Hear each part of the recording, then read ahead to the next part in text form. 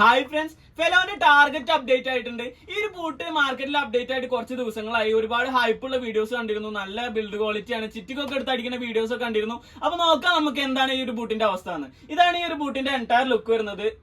അപ്പൊ ഈ ഒരു ബൂട്ടിന്റെ ലുക്ക് കണ്ടാൽ തന്നെ നിങ്ങൾക്ക് അറിയാം, ഒരു ചെറിയൊരു സാദൃശ്യം തോന്നുന്നുണ്ടല്ലോ ഒരു ബൂട്ടായിട്ട്. അത് നമ്മുടെ ഫോക്കസിൽ വന്നിട്ടുള്ള സെയിം സ്റ്റഡും സെയിം മെറ്റീരിയലാണ് ഇത് വന്നിട്ടുള്ളത്. നമ്മൾ ഫോക്കസിൽ സാധാരണ ഫോക്കസ് വാങ്ങുന്ന ആൾക്കാർ ഇത് പർച്ചേസ് ചെയ്യാറുള്ളത് എന്തിനാണ്?